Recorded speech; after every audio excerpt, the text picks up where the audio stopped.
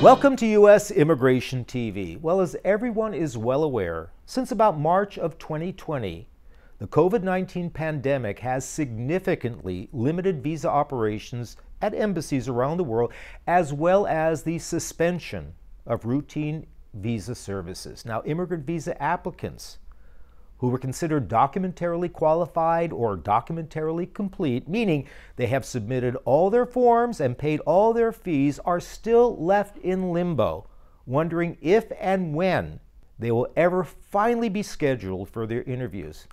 And I know many have made follow-up inquiries and are told that they have to wait, mainly because of reduced staffing, backlogs, and local conditions and restrictions. Now, at one point, cases were being prioritized, such as petitions by U.S. citizens, of their spouses, and their children. But that prioritization scheme was eventually lifted or stopped in about November 2021 to allow posts to decide for themselves how to balance consular services based on local conditions and resources.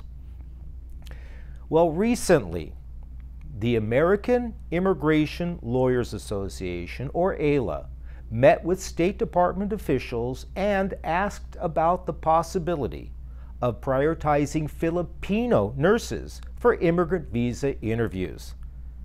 And I have some great news. Yes, the State Department is willing to prioritize interviews for Filipino nurses.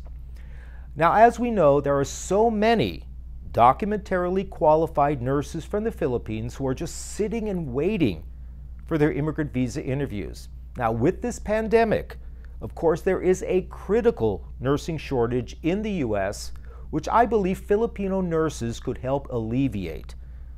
The State Department itself stated that it recognized the importance of healthcare workers, and they have, and I quote, asked that our top healthcare IV or immigrant visa issuing posts, including Manila, prioritize these appointments when possible. Now, the State Department expects to process at least 5,000 visa applications for healthcare workers and their families in the upcoming months. Manila alone is expected to adjudicate or process nearly 4,000 visa applications for healthcare workers and their families. Now, Manila has already reported an almost 100% increase in processing these cases during the current fiscal year.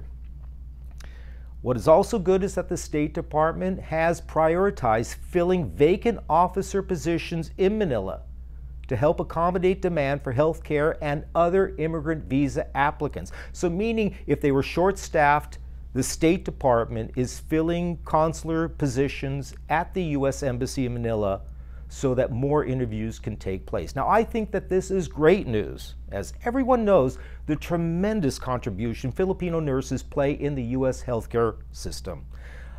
They are hardworking, compassionate, and really just anxious to get their immigrant visas so they can come to the U.S.